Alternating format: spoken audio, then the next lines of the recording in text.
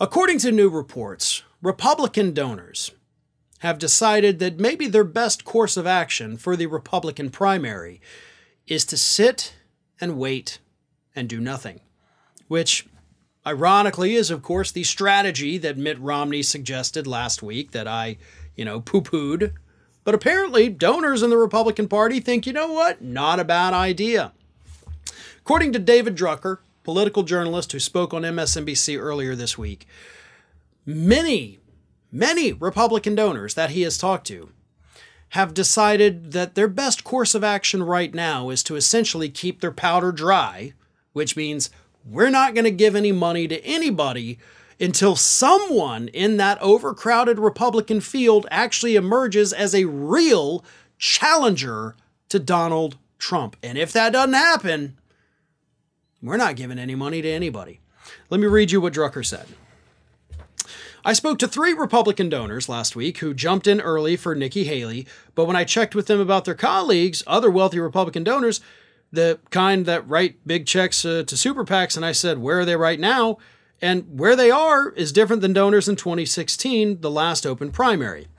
In the last open primary, you had donors picking their favorite candidate, knowing even if it wasn't their horse that won in the end, they were going to be able to get behind the eventual nominee and be happy about it.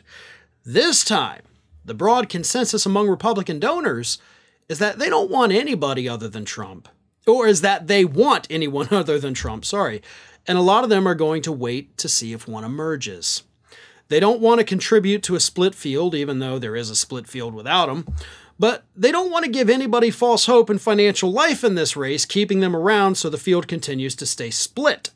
What they're hoping is that over time, a sort of consensus alternative emerges. Again, they don't care so much necessarily whether they like the Republican that emerges in that position. They just want someone to emerge and they'd get behind him and hope they can do some damage. So it's not so much that they agree with Mitt Romney's approach. What they actually agree with is my approach to Mitt Romney's approach, my solution to his idiotic approach. I made it good. And these Republicans are basically saying the same thing. Like, Mitt Romney gave them till the end of February, and then at that point, if your person's not doing well, stop giving them money. I said stop giving them money right now, and that's what they're doing.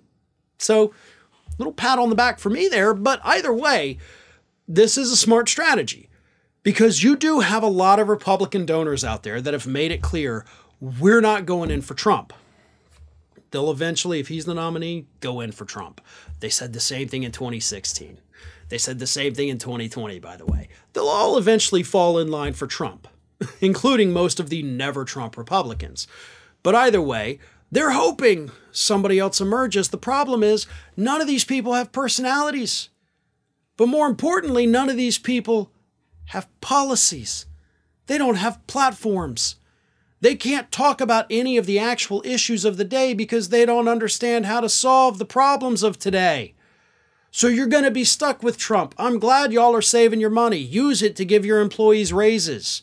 Maybe invest in low-income housing and help people out around the country instead of throwing it away at Republican politicians who have no chance of winning office. But you're not going to do that. You're going to sit on your cash. Trump's going to win. And then you're going to start sending him a little bit here and there, hoping nobody notices. But trust me, they always notice. And then when you get called on it a year from now, you're going to say, well, at least he's better than Biden for us. Because that's all that matters. They want more tax cuts. They want more deregulation. And they will give to anybody with an R next to their name if they think they'll get it. Even if it's somebody who they say today they never want to see again. They'll all come around in the end. Ring of Fire has fresh content 7 days a week, so if you want to be reminded about it, don't forget to subscribe to the channel, hit the little bell to be notified every time a new video goes up.